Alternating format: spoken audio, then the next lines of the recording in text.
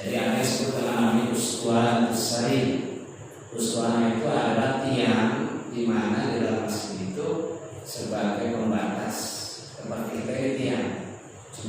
Usduan Sari. Jadi tiang itu pas di bawahnya itu pas di paha Rasulullah.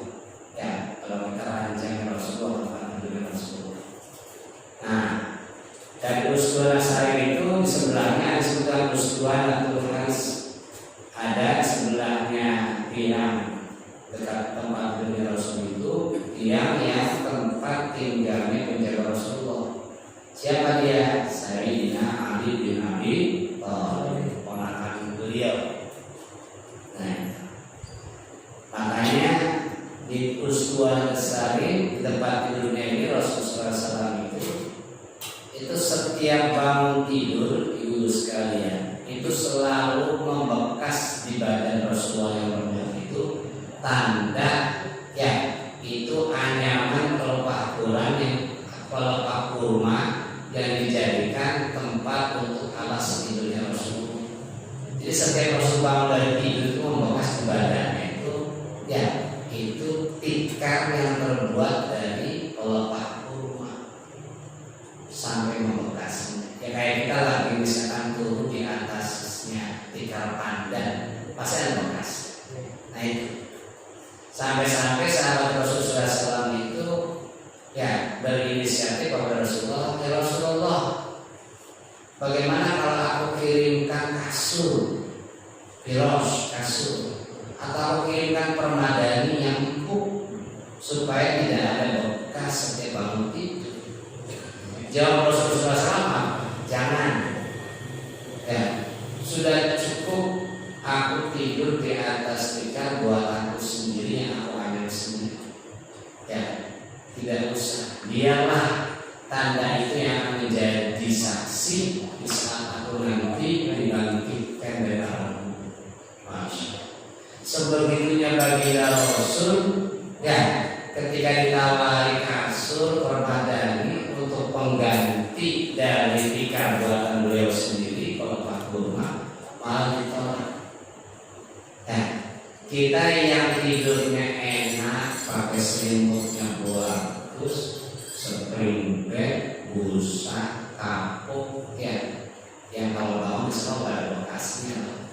Itu ingin dan berdoa pada Allah, Rabbana adkhilna jannata ma'al abrar. Ya Allah, masukkan aku ke dalam surgamu beserta orang-orang yang baik. Siapa orang yang baik? Rasulullah SAW. Nah, kita lihat Rasul tidur pun, ya itu setiap bangun sampai bekas tikarnya menempel. Kita langsung tidur, apalagi yang bisa tidurnya sampai jam 2 jam 4, ya subuhnya 12:15. Ya, nggak malu kan kita ketika melihat Rasulullah SAW itu sampai bangunnya pun membekas dalam tubuhnya itu tikar yang bekas anyaman beliau. Masya Allah. Nah, di Usduan Sari ini di tempat tidurnya bagi Rasulullah SAW ini sebagai bukti ya bahwa Rasulullah SAW itu meskipun dari keluarga bangsawan hidupnya itu betul-betul bersahaja. Awas, Rasul itu bukan orang miskin. Tidurnya seperti itu, dia ingin mengingatkan cukuplah hidupnya ini ya seperti ini supaya tidak berat nanti ketika di perhitungan akhirat. Nah, itu seperti itu. Kemudian selepas bulan suci Ramadan, kemudian setelah Ramadan Syawal, setelah Syawal kemudian Zulqa'dah, kemudian Zulhijjah. Di ketika bulan Zulhijjah, nah masuk di bulan Zulhijjah berarti bulan haji. Rasulullah SAW berangkat ke Makkah menunaikan ibadah haji. Yang sebelumnya ibadah haji itu sudah Allah perintahkan dan Allah wajibkan. Nah, setelah Rasulullah SAW itu berangkat haji ke Makkah, tadi kita bicara di Madinah, karena pergi ke Makkah untuk haji, dan ini adalah haji terakhir Rasulullah SAW disebut dengan haji wada. Nah, dalam haji wada ini Rasulullah SAW berkhutbah, berpidato. wahai manusia sekalian, perhatikanlah kata-kataku ini. Aku tidak tahu kalau sesudah tahun ini dalam keadaan seperti ini, aku tidak akan lagi bertemu kalian. Nah, dalam khutbahnya ini mengisyaratkan bahwa Rasulullah SAW ini akan berpisah untuk selama-lamanya. Makanya disebut dengan haji wada, yaitu haji perpisahan. Nah, kalimat ini disabdakan oleh baginda Rasul Muhammad SAW di saat beliau berkhutbah. Kapan itu? Pada tahun ke-10 Hijrah. Nah, dan sebelum menyampaikan beberapa hal ini di hadapan sekitar kurang lebih 144.000 manusia, ya, para penulis sejarah yang dikutip oleh Muhammad Hussein Haikal dalam sejarah hidup Muhammad tahun 1980 yang kemudian diterjemahkan oleh Ali Audah, ini menyebutkan hampir 90.000 sampai 114.000. Beliau menegaskan bahwa wahai manusia, sesungguhnya tidak ada nabi setelahku dan tidak ada umat setelah kalian. Berarti menandakan bahwa Rasulullah SAW adalah nabi terakhir dan tidak ada umat lagi. Jadi kalau ada nabi setelah Rasulullah SAW itu disebut dengan nabi palsu, umatnya palsu, ya. Nah, kemudian setelah pidato ini, khutbah ini di Haji Wada, tidak lama kemudian turunlah firman Allah Subhanahu wa taala yang berbunyi, al-yauma akmaltu lakum dinakum wa atmamtu 'alaikum ni'mati wa raditu lakumul Islam dinan. Quran surat Al-Maidah ayat 3. Pada hari ini telah aku sempurnakan untukmu agamamu dan telah aku cukupkan kepadamu nikmatku dan telah aku ridhoi Islam sebagai agama bagimu. Tuh. Ini jelas di Al-Quran bahwa agama yang paling diridhoi adalah agama Islam. Wis aja dulu agama secin, kamu kepengen Islam, cuman bela-belain Indomie, cuman bela-belain perempuan, pindah agama terlalu hina. Nah, disangkanya hidupnya selamat. Awas. Ini Al-Quran surat Al-Maidah ayat 3 jelas, raditu billahi rabban wa bil islami dinan wa bi Muhammadin nabiyya wa rasulah. Awas ya. Mendengar Nabi sallallahu alaihi wasallam membaca ayat tersebut, spontan Sayyidina Abu Bakar As-Siddiq, mertua beliau, ya, itu langsung menangis. Dan beliau merasakan bahwa risalah Muhammad SAW ini sudah berakhir. Tuh, perasaan seorang mertua, seorang sahabat yang bernama Abu Bakar Siddiq merasakan sambil menangis. Ini tanda-tandanya bahwa risalah Rasulullah ini selesai dan sudah dekat. Nah, apa dekatnya? Kembali kepada Allah Subhanahu wa ta'ala. Sampai yang dirasakan oleh Sayyidina Umar juga sama. Umar juga air matanya langsung berlinang, menangis. Masya Allah. Ya, sampai tidak terasa air mata beliau semuanya menetes. Saking ada dirasa inikah yang dikatakan perjumpaan terakhir yang disebut dengan haji wada. Nah, sampai-sampai ada salah seorang bertanya kepada Umar, wahai Umar, kenapa engkau menangis ketika khutbah Rasulullah SAW? Umar menjawab, sesungguhnya sesuatu yang telah sempurna dan berikutnya akan berkurang. Nah, jadi satu sisi sempurna, sisi lain akan berkurang. Sempurnanya risalah Rasulullah SAW selesai, dakwah beliau menyampaikan ajaran Islam. Sisi lain kita kehilangan baginda Rasul Muhammad Sallallahu Alaihi Wasallam. Nah, ketika Rasulullah SAW haji wada, ada yang aneh lagi.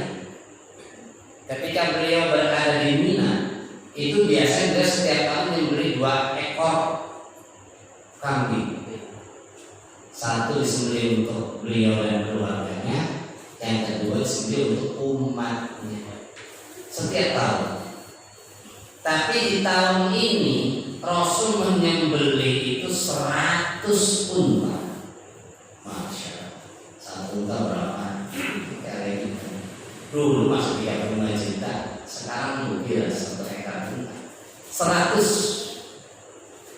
Nah, di saat di Mina beliau membeli unta itu, yang dipotong sendiri oleh Rasulullah itu 63.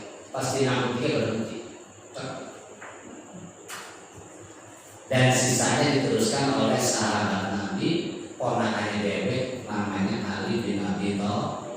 Diteruskan, ya 63, sisa 37 diselesaikan oleh Sayyidina. Dari sini itu sudah ada sinyal bahwa beliau tidak mencapai 100 tahun.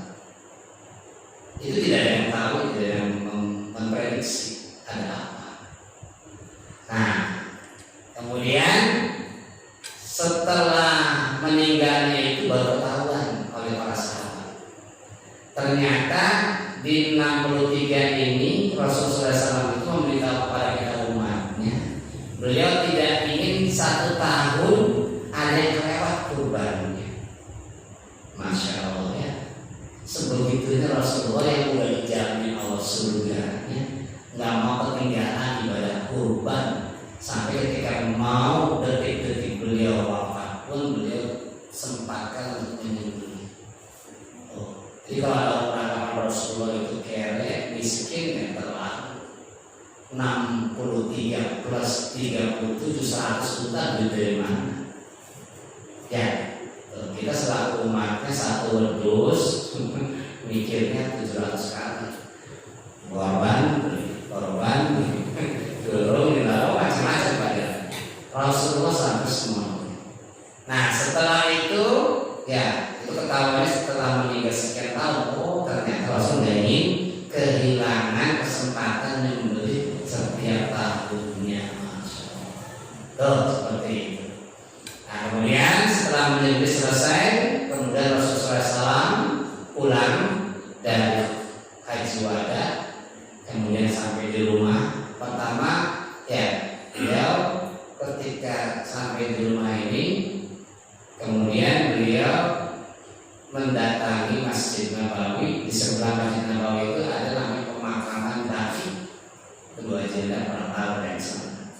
Ya, di pemakaman Baqi ini Rasul enggak biasanya langsung menyapa kepada ahli kubur.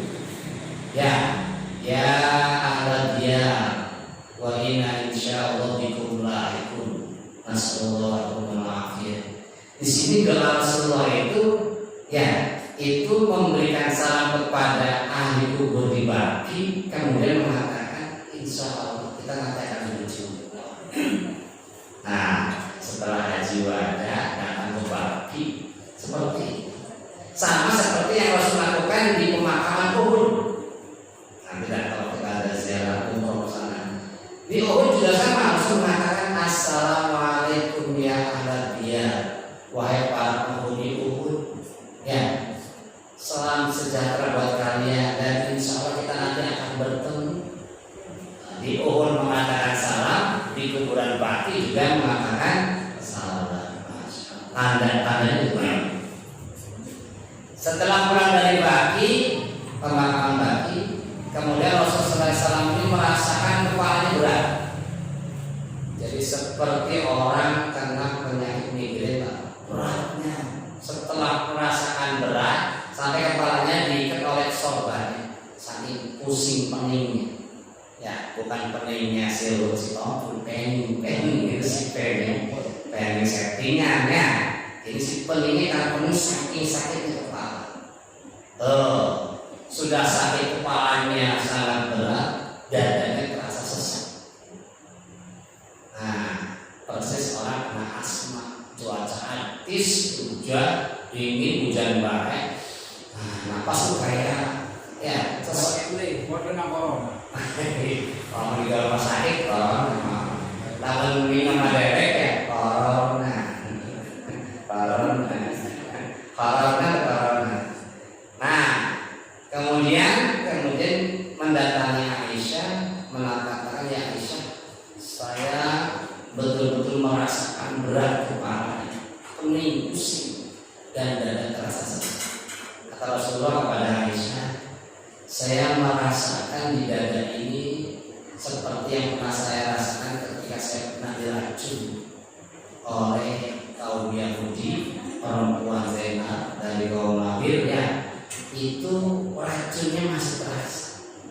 Nah, karena ada riwayat mengatakan itu memang ya racun yang sempat masuk ke dalam mulut Rasulullah SAW itu semuanya adalah takdir dari Allah. Itu bukan takdir begitu terjadi, sudah terjadi. Padahal kita tahu Rasulullah itu terjadi. Apa sih yang dari oleh Allah kepada Rasul? Tapi kenapa ketika racun bisa kecolongan? Ternyata Allah menginginkan dengan racun yang masuk ke dalam paru-paru Rasulullah, ya, itu membuktikan Rasul itu matinya itu syahid karena dibunuh racun. Itu bukan mati karena sakit biasa. Karena bilang corona di mama, polis COVID meninggal.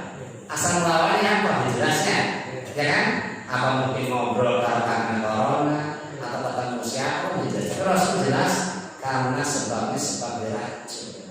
Itu ada yang menetes ke dalam paru-paru Rasul yang racun itu diabadikan sampai sesak. Itu makanya Rasul mengatakan inilah mungkin dari racun itu yang membuat dada sesak, dadanya sesak. Nah, akhirnya Rasulullah SAW saking sesaknya pingsan, tidur, ya, saking gak kuatnya. Bayangkan, udah kepalanya pusingnya pusing karena betul-betul sakit, bukan pusing akhir bikin hutang. Kemudian pingsan, setelah pingsan kemudian Rasulullah SAW itu disiram, ya, oleh Aisyah itu dibangunkan karena khawatir ada apa ini, kok tidurnya sampai benar-benar ya benar-benar menakutkan lah, sampai Aisyah khawatir karena biasanya orang kalau pingsan dikasih air dikasih bangun. Kalau enggak dulu waktu masih pramuka ini kayak kaos kaki ya, tempel sumber. Tapi karena asli pingsan, mereka pingsan pura-pura karena di kompak bisa beda. Nah, itu. Sekarang kemudian Rasulullah kaget. Yang pertama kali Rasul katakan itu bukan seperti kita yang pingsan. Biasanya kalau bangun dari pingsan kan kepengen makan enak, kepengen ketemu istri anak. Karena kita kan sudah di alam yang lain ya. Aduh, alhamdulillah, mana saya malah pengen gitu ya macam-macam. Tapi Rasul cuma satu. Dia cuma bilang sudah pada salat belum. Ditanya yang pertama adalah as-salat. Udah pada salat belum? Nah, seperti itu. Ya kan? Sampai akhirnya sahabat bilang belum ya Rasulullah. Kami menunggu. Kami sedang menunggu antum, menunggu Rasulullah sebegitunya. Nah, ketika itu Rasul masih sanggup berdiri imamin salat, masih kuat. Sehabis pingsan mandi, awas orang pingsan itu mandi, ya, iya karena seperti orang jenabah. Awas kita harus pingsan karena kita dikhawatirkan tidak tahu ketika pingsan entah kenapa, makanya langsung mandi. Nah, kita kemudian imam masih kuat tuh, terus berjalan, ya. Masih kuat, lama-kelamaan tambah nggak kuat, dipaksakan pun nggak bisa. Nah kemudian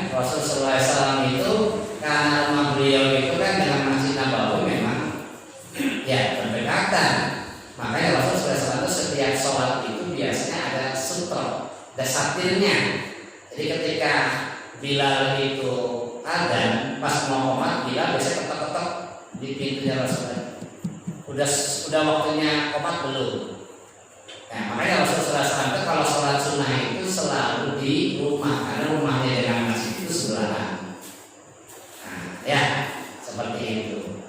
Makanya ketika misalnya bilang tak, udah waktunya qomat belum? Kata Rasul, aqimis shalah ya Bilal, baru Bilal qomat. Saking dekatnya seperti itu. Makanya Rasul mengajarkan kalau sholat sunnah itu bagusnya di rumah. Beda dengan sholat maktubah yang wajib. Kok kenapa sholat sunnah di rumah? Supaya rumah kita kebagian barokahnya cahayanya dari sholat. Tuh makanya kalau subuh, kalau bisa sholatnya di rumah dulu sambil jalan, nanti pas sampai langsung. Nah, kalau masih sempat tahiyatul masjid supaya kekejar fadilahnya sholat qabliyah subuh. Tuh ya itu. Kemudian setelah itu Rasulullah SAW semakin parah, semakin berat, dapat imamin, kemudian menyuruh siapa? Sayyidina Abu Bakar As-Siddiq, mertuanya dewek, bapak dari Aisyah. Nah, di sini udah ada sinyal lagi. Kok kenapa Rasul menunjuknya Abu Bakar, bukan Umar, bukan Utsman, bukan Ali? Ya, karena memang yang paling sepuh itu adalah Abu Bakar, yang paling tua dan juga mertua pas. Nah, setelah itu ya kemudian berjalan diimami oleh Abu Bakar.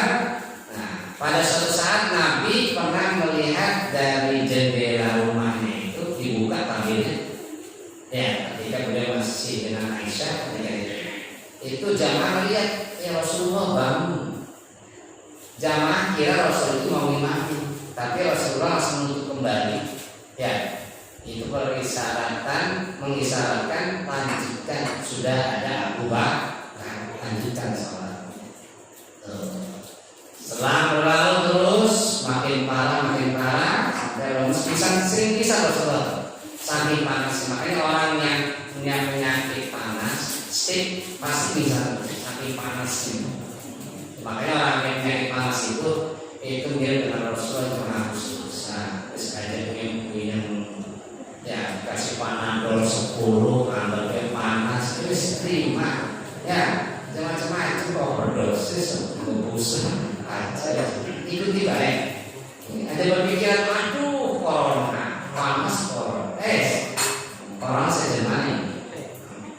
Nah, setelah itu ya berlaku setelah mulai hari Rabu, Kamis, Jumat, Sabtu, Minggu, 5 hari sebelum hari Senin. Rasulullah maksa, padahal badan sudah kuat, manggil Ali bin Abi Thalib, ponakan Nabi, dan manggil Fudail. Si Fudail itu sama. Kalau Ali itu anaknya pamannya Abu Thalib. Nah kalau Fudail ini anaknya Abbas, ini sama-sama ponakan kami. Jadi 3 bersaudara ini, Abdullah, Abbas dengan Ali ini, ya ini adalah masih keturunannya Abdul Muttalib. Itu kalau silsilahnya sampai Nabi Ismail sampai Nabi Ibrahim alaihis. Ini dua-duanya yang satu pegang tangan kanannya Ali, satu lagi Fudail pegang tangan di papanya. Kepengen jamaah kalau Rasulullah, padahal digiling dipakai sampai kakinya ini nyeret ke lantai, saking sudah lemesnya tapi kepengen. Nah dipaksakan ikut jamaah. Kemudian setelah jamaah Rasul minta diantarkan ke mimbar, dibawa ke mimbar. Kemudian Rasulullah SAW di hadapan hadirin ngomong, wahai jamaah, kalau seandainya dalam hidupku ini banyak hal-hal yang membuat aku ini beban atau membuat kalian ini punya sesuatu yang terpendam. Saya ingin menyampaikan pertama, apabila ketika perang saya pernah mengecut, ya, dan pecutan itu kena dada, kena badan, karena saya tidak tahu ketika naik unta atau naik kuda. Tolong sekarang silakan yang merasa pundaknya karena kecut saya sambil dibuka bajunya, silakan kecut kembali pundak saya. Terus ketika ceramah, ya kan orang pada terkesima, ada apa kok nggak biasanya salat jamaah kemudian ceramah. Nah, sampai akhirnya ada jamaah yang ngomong, saya angkat-angkat. Itu sahabat semua pada kaget. Ya, kemudian dia, saya pernah ketika berada di belakang wahai Rasulullah terkena cambuk dari cambukmu. Kemudian Rasul ngomong, ambil ke Fudail. Fudail, kalau ambilkan cambuk yang pernah aku bawa ketika perang. Diambil, datang sampai ke rumah Aisyah. Itu semua sahabat pada marah, pengen nyewa. Kok bisa-bisanya gitu loh? Ya, kepada Nabi Muhammad SAW sendiri sebagai nabi yang mau balas dendam. Karena dia bilang, silakan yang merasa saya sakiti, saya pukul kena pecut ketika perang, silakan sambil buka baju. Akhirnya diambilkan pecut dari Aisyah, dibawa di depan orang tadi, dikira mau dipecut lagi Rasulullah, kemudian pecutnya dibuang, dipeluk itu dada Rasulullah SAW. Aneh jemaahnya. Sambil berkata sahabat tadi, wahai Rasulullah, aku yakin siapapun yang pernah menyentuh tubuhmu tidak akan Allah halalkan darah dagingnya menyentuh api neraka. Langsung takbir. Tuh. Jadi ada maksudnya, dia ingin membalas dendamnya. Ya, hanya ingin menyentuh kulit Rasulullah alaihi wasallam. Tuh. Kemudian berikutnya selesai, ada lagi. Barang siapa di antara kalian yang pernah aku punya utang, ada macam lagi. Saya, engkau pernah punya utang ke saya 3 dirham ya Rasulullah. 3 dirham. Nyambut sampai kata Rasulullah, udah tolong ambilkan uang dirham, bayarkan. Dibayarkan. Karena Rasul bilang, siapa yang punya tanggungan sangkut paut dengan diri itu, saya lunasi semua segitunya. Itu udah kebaca. Dari awal-awal ya, ada apa nih dirasanya. Terus berjalan selesai. Setelah itu semua terbebaskan semua. Kemudian Rasulullah SAW dipapa lagi pulang. Kemudian kembali ke pembaringan beliau, yaitu di Usduanatus Salim. Di kalau Masjid Nabawi itu ada sampai sekarang. Nanti kalau Masjid Nabawi itu ada memang tiang itu Usduanatus Salim. Dulunya adalah di mana keranjang Rasulullah di situ. Masih kayak yang bersama itu diabadikan di sini. Makanya rumah Rasulullah dalam Masjid Nabawi itu ya begitu menempel, bukan di dalam masjid itu menempel. Karena Rasul berfirman, bersabda, jangan jadikan rumah-rumahnya atau kuburan-kuburan para nabi untuk masjid. Itu Rasul melarang. Makanya yang sebenarnya bilang bahwa kuburan nabi itu ya itu ada di masjid, salah. Itu ada batas. Karena nggak boleh sholat di kuburan, jangan salah. Nah, kadang suka salah, ya jangan sampai salah. Nah, maka dari itu antara tempat tidurnya Nabi dengan mihrabnya Nabi dengan mimbar Nabi itu disebut dengan Raudhatun min Riyadil Jannah. Nah, taman Raudhah itu situ. Nanti kalau umroh ke Raudhah itu taman surga itu di mana mihrabnya Nabi dengan tempat tidurnya Nabi. Kurang lebih 22 meteran. Nah di situ berdoa apa aja mustajab. Makanya di Raudhah itu nggak maksimal. Ya seperti itu. Nah ini maka dari itu diabadikan. Begitulah ketika Rasulullah SAW itu ya sampai tempat tidurnya pun sampai sekarang diabadikan. Nah berlanjut terus. Kemudian ketika Rasulullah SAW sudah merasakan ya di hari Rabu, kemudian pas hari Seninnya, detik-detik beliau akan menghadap Allah Subhanahu Wa Taala, itu beliau didatangi oleh putri tercinta namanya Fatimah. Itu Fatimah aja udah beri enak perasaan, terus merasakan ini bapaknya udah lain, wajahnya udah wajah sakit. Nah, kemudian si Fatimah ini langsung memeluk ayahnya dan ayahnya mencium keningnya sambil membisikkan kupingnya, wahai Fatimah, atau nanti Allah janjikan sebagai pemimpinnya para wanita-wanita surga. Jadi Sayyidah ahli jannah. Jadi nanti pemimpinnya ibu-ibu sekalian nanti di surga itu kalau sekarang masih dengan Rasulullah dipimpin oleh Fatimah Az-Zahra. Tuh makanya kenapa sampai kita jangan sampai lupa ya bersalawat kepada keluarga Nabi seperti itu. Nanti ketika dikumpulkan, ini masih golonganku. Itu jangan membenci keluarga Rasul. Kalau kepengen aku jangan benci. Kalau benci ya wis lebih dari golongan tipe Korea.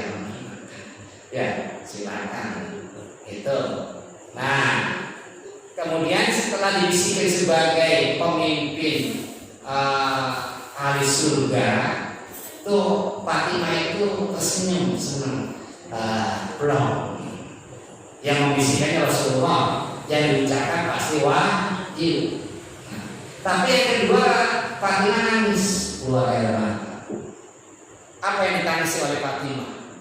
Dibisikin lagi oleh Rasulullah, wahai Fatimah, walaupun sakit rasanya penyakit yang aku rasakan kata ayah, ini gak seberapa karena aku tidak menghitung waktu.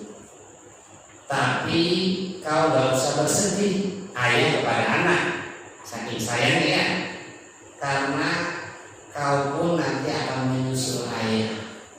Satu sisi dia senang sebagai putri, ya petinggi di surga nanti. Fatimah ini disitu nanti akan menyusul ayahnya setelah Rasulullah meninggal. Di situ menangis. Bocorannya sudah dikasih tahu. Makanya setelah Rasul meninggal 6 bulan setelah itu Fatimah meninggal. Tapi sebelum itu juga Fatimah dibisikin lagi oleh Rasulullah, tenang, anak-anakmu yang Hasan dan Husain, Sayyidah Syababil Jannah. Dia kedua-duanya nanti akan menjadi pemimpin para pemuda. Basir, Mang Edo, siapapun yang masih muda-muda. Ya. Nah, semuanya nanti pemimpinnya itu Hasan dan Husain. Itu yang bikin senangnya Fatimah. Satu sisi dia akan menyusul Rasulullah, tapi anaknya juga. Nah, tapi Rasul tidak menceritakan Husain meninggalkan seperti apa. Nah, itu akan menjadi beban. Itu diceritakan dalam hadis berikutnya. Ya, maka dari itu setelah cerita semua, kemudian Rasulullah SAW ya mengatakan, saya kangen rindu dengan para nabi dan para rasul. Ingat ketika peristiwa Isra dan Mi'raj, ketika bertemu di Masjidil Aqsa itu kan Rasul diminta menjadi imam. Yang diimami Rasulullah itu yang sudah meninggal, nabi kan sudah meninggal. Rasulullah ya kan. Nah ketika Rasul detik-detik terakhir pertemukan, ayo bergabung dengan kami. Nah udah pada mateni, ditunjukkan oleh Allah, itu sudah pada menunggu. Nah kan seperti itu. Kemudian yang berikutnya lagi, ketika detik terakhir Rasul bilang, ana ila rafiqil a'la. Itu yang terakhir. Ya, saya sudah tidak kuat lagi ingin bertemu dengan Sang Maha Pencipta. Itu terakhir. Nah, antara beliau bertemu dengan para nabi, para rasul yang sudah meninggal bertemu, Rasul minta syarat kepada malaikat yang mencabut nyawa. Dia minta apa yang bisa aku jaminkan agar umatku pun bisa ikut. Nah, makanya Rasulullah SAW meminta kepada malaikat Jibril ketika menyambut itu, dia minta apa? Umatnya itu jangan sampai merasakan sakarat seperti yang dirasakan Rasulullah. Nabi sudah memikirkan umatnya supaya sakaratul maut ini jangan dirasakan. Makanya kenapa kalau ada tetangga kita yang ketika sakit hari cepat kan itu udah dilakukan oleh Rasulullah. Kecuali yang merasa sakit beda aja mungkin karena jauh dari Rasulullah. Kita yang masih ingat sholat kepada beliau, kemudian sering Fatihah kepada beliau, aja khawatir akan dimudahkan sakaratnya. Amin ya Allah ya Rabbal alamin. Ya. Kemudian apa lagi? Rasulullah minta dua as-sholat Rasulullah, dimanapun kita sibuknya, dimanapun kita jahat dolimnya, sholat jangan sampai ditinggalkan. Sholat. Dan karena apa? Sholat itu saat kita ketemu nyambung kepada Gusti Allah. Kalau sholat dari tinggal dijamin kan? Dijamin. Mau sholat yang utama. Makanya awal ma yuhasabu bil abdu yaumil qiyamah, yang pertama kali ditanyakan adalah sholat. Awal jangan dipesetin. Sholat Pak Guru, pertama syahadat. Sholat tanpa syahadat ya bisa. Ya, orang bukan Islam di Dumanggo mereka pertama syahadat, dua sholat, dulu sholat. Berarti ngajinya ditutup. Oh, sholat. Iya. Kayak pada kita mau rekan endok dikit ayam dikit. Ah, punya endok kata ayam tak endok. Wes ada mereka yang macam-macam. Nah itu. Kemudian yang kedua selain salat apa? Rasulullah. Ya, wa malakat aima. Tolong budak-budak, para pekerja, karyawan, bawahan-bawahanmu, selamatkan, jangan sampai mereka kau dolimi haknya orang miskin. Ya, bantuan COVID dikorupsi terlalu 6 triliun. Makanya sekarang lagi dikejar hukuman mati. Ya kira-kira kita lagi mana perjuangan hidup mati melawan COVID, di atasnya lagi rebutan duit. Ya, triliun bukan lagi miliar, triliun. Lama kalau toko docang, cubit, kembek mereka memikir, ya, kan harusnya hak-hak orang-orang yang kena COVID kita kan beli menggawe dari PHK ya. Paling bintang 6 triliun sebenarnya. Beli menggawe bintang maning disuki triliun. Apa maning itu ada itu pesannya tuh, jangan sampai hak-hak mereka itu. Ya, karena Rasulullah SAW ini tidak ingin ketika meninggal itu menyangkut hak-hak mereka. Karena kata Rasulullah, ya atadruna mal muflis. Kita jangan sampai ibadah itu habis gara-gara orang yang kita aniaya. Ya, kita bisa beribadah bolak-balik haji, kemudian puasa haji dan sebagainya. Tapi kita punya anak buah sampai gajinya ini dan dikasih lupa atau bagaimana. Awas tuh nanti ibadah kita diambil oleh dia. Itu disebutkan muflis. Muflis itu udah bawa pahala haji, pahala puasa, sholat, zakat dibawa. Tapi ketika di persidangan ada karyawannya, pembantunya belum digaji 5 tahun misalkan ya. Saking bu kenapa? Nah itu tadi pahala itu diambil. Atau melihara kucing, gak dikasih makan dalam perangkat, dalam sangkarnya dan sebagainya. Itu mereka akan menuntut balikin nyawaku. Pas nyawanya diganti dengan amal ibadah, habis tuh. Tapi beribadah ya neraka dikit. Yang bos minggu taruh minggu ya ngandang di neraka. Pas di neraka sehari itu di dunia 50.000 tahun. Kayak apa napasnya kan? Ngenteni satu besok mengendolnya, ngenteni dina satu pas orang minggu mandiri bintang. Tuh bonus berarti ini setahun. Apa ya sedina kayak 50.000 tahun. Nah itu makanya Rasulullah SAW kepada kita.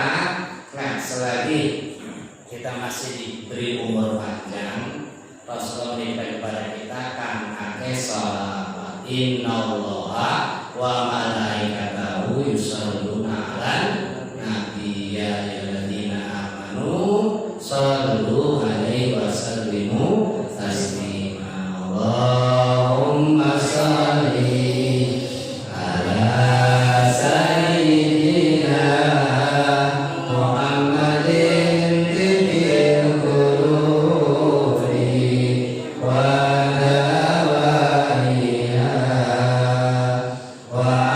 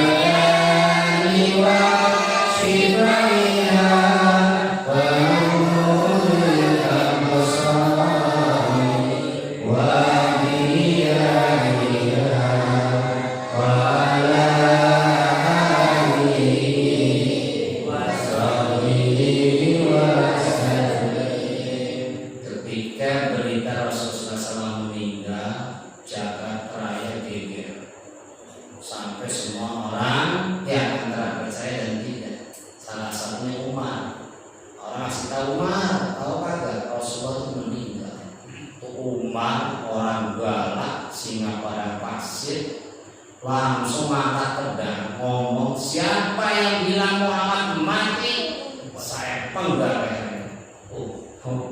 Segitu orang langsung terbirit-birit kasih kabar takut dipotong lehernya tuh ditebas. Sampai akhirnya Sayyidina Abu Bakar mendekati, wa ma Muhammadun illa rasul qad khalat min qablihi rusul. Muhammad itu hanyalah seorang rasul yang sebelumnya sudah ada rasul juga meninggal. Ya, apa in mata kalau dia meninggal apakah in qalatum kalian akan kembali jadi jahiliyah. Orang tua nasihatin orang muda. So, situ udah ada sinyal Rasul udah masih tahu sekarang Rasul pasti Abu Bakar. Apakah Umar tidak tahu ayat? Umar itu adalah orang yang penulis Quran. Umar menulis Quran karena tulisannya bagus dan hafal. Kok ketika ayat ini dia apa lupa atau kenapa? Kenapa dia jawabannya wa ma Muhammadun illa rasul. Karena apa? Karena saking cintanya dengan Rasul. Orang kalau udah cinta itu lupa biasanya. Ulang aren terasa cocok. Iya. Udah beruk wong wadon besa karena cinta ayu bae pada rabi lebih ayu. Terus setan. Ya, hati-hati. Nah, maka dari itu ya, Umar ini bukan diberi apa, saking demennya Rasul yang nganggap Rasul nggak mungkin mati, malah sadar menangis. Rasul seperti Umar bin Khattab. Kemudian sahabat-sahabat lain, ya ada yang kuat masih bertahan di Madinah, ya tapi yang nggak kuat pada pergi. Bilal pergi ke Syam, Anas pergi ke, ya pada pergi semua. Sampai-sampai mereka pergi itu bukan karena apa-apa nggak kuat, termasuk Bilal. Bilal sendiri juga saya nggak kuat tinggal di Madinah karena saya itu tukang azan. Emang itu kalau saya azan pasti saya akan ke pintu di masjid itu karena samping pintunya masjid itu kamarnya Rasulullah. Tok, maksudnya udah komat belum ya Rasulullah? Ketika saya ketak-ketak Rasul udah nggak ada, saya mau bagaimana? Gak kuatnya tuh Bilal seperti itu. Makanya Bilal udah nggak kuat, perginya kita menjauh supaya tidak keingetan Rasulullah. Sampai-sampai akhirnya pernah ya itu Hasan Husain minta tolong kepada Bilal suruh adzan. Sampai dia bilang apa? Kalau bukan karena Hasan dan Husain yang suruh saya ke Madinah, saya nggak mau. Karena saya melihat keduanya ini adalah cucu Rasulullah, darah Rasulullah mengalir, makanya saya ikut. Sampai ketika Bilal kembali ke Makkah, ke Madinah azan, orang kaget. Nah, ini azannya yang dulu ketika Rasulullah masih hidup. Berarti Rasul masih hidup, ramai, heboh. Padahal yang minta adalah cucunya manusia. Tuh segitunya Rasul ditangisi betul-betul luar biasa. Nah, kemudian Rasulullah SAW itu memberitahu kepada kita, wahai sahabat-sahabatku, ya semuanya nanti akan kita bertemu di mana? Di padang mahsyar akan berjumpa denganku. Apa kata Rasulullah? Nanti aku akan menyediakan haudun. Haud itu adalah danau. Kata Rasulullah, nanti akan aku siapkan danau. Yang siapa yang minum dari air danau itu tidak akan pernah kehausan di padang mahsyar. Nanti di padang mahsyar Bapak Ibu akan dagang aqua botol, dagang aqua galon, es bonbon, nata kecuali danaunya telaganya Rasulullah yang disebut dengan Kausar. Makanya Rasulullah, kenapa Rasul ketika beliau dilempari batu, ya ketika ada di mana di Taif oleh orang-orang Taif itu ada doa yang Rasul simpan. Itulah doanya Allah, dia meminta kepada Allah, Rasul minta kepada Allah, mohon disediakan telaga buat umatnya. Sampai kemudian sahabat bilang, ya Rasulullah buat apa telaga itu? Kata Rasulullah, telaga ini buat ikhwani. Ada sahabat, ada ikhwan. Kalau sahabat itu orang yang hidupnya bersama Rasulullah, masih ada Rasulullah. Kalau ikhwani itu orang yang tidak pernah ketemu Rasulullah, tapi mereka yakin beriman bahwa Rasulullah itu adalah utusan Allah. Bahasa Arabnya adalah hum amanu bi walam yarawni. Siapa dia? Kita ini insyaallah, amin. Makanya Bapak Ibu diusah siap-siap akan meninggal, berusaha aqua macam-macam cerita dulu. Selawatan akhir kok disiapkan ya Bapak Ibu. Ya, siapa yang minum dari telaga itu tidak akan pernah kehausan. Amin ya Allah ya Rabbal alamin. Sallallahu alaihi Muhammad, Allahumma sholli ala sayyidina Muhammad wa ala ali sayyidina Muhammad. Bismillah ya. Insyaallah dengan kita mengingat ya wafatnya Rasulullah. Jadi di bulan Rabiul Awal itu di samping kelahiran beliau juga wafat beliau. Pas di hari Senin ketika menjelang doa beliau kembali ke hadapan Allah ya untuk selama-lamanya. Dan beliau meninggalkan cuma 2, Al-Quran dan hadis. Ya, semua tidak ada yang ditinggalkan Rasulullah, hartanya habis semua untuk jihad perjuangan. Nah, cuma yang masih tertinggal baju perangnya itu menandakan Rasulullah SAW itu betul-betul meninggalkan dunia ini tidak bawa apa. Ya, seperti kalau kita meninggal dunia masih meninggalkan harta, semuanya ikhlaskan buat cucu anak kita ahli waris itu sudah dipikir. Ya, makanya dunia aja dulu ya sampai kebenaran. Wah, bermacam-macam sampai akan dibawa.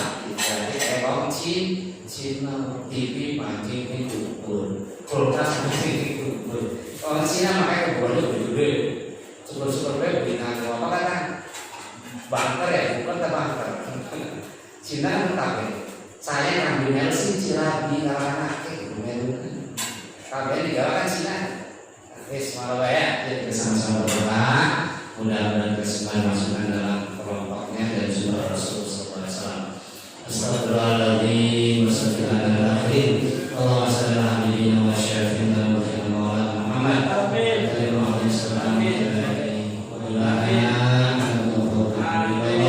وبشر الله عجبنا سرعة سيدنا اللهم اهدنا سبل السلام ومن عافية وقنا ربنا ظلمنا أنفسنا ولم تغفر لنا وترحمنا ربنا اغفر لنا ولنا استغفارنا جعلنا حجا مبرورا وسعيا مشكورا ذنبا مغفورا وتجارة لن تقول يقول بعلم وسر أخرجنا من الظلمات إلى النور ربنا اغفر لنا اللهم اجعلنا واهلنا من اهل الجنه وجنة يوم الشر ربنا آتنا في الدنيا حسنة وفي الآخرة عذاب النار سبحان الذي عما يصفون السلام على المرسلين والحمد لله رب العالمين بسر الفاتحة. أعوذ بالله من الشيطان الرجيم. الحمد لله إياك نعبد ونستعين اهدنا المستقيم صراط الذين أنعمت عليهم Subhanaka Allahumma wa bihamdika asyhadu an la ilaha illa anta astaghfiruka wa atubu ilaik. Assalamualaikum warahmatullahi wabarakatuh.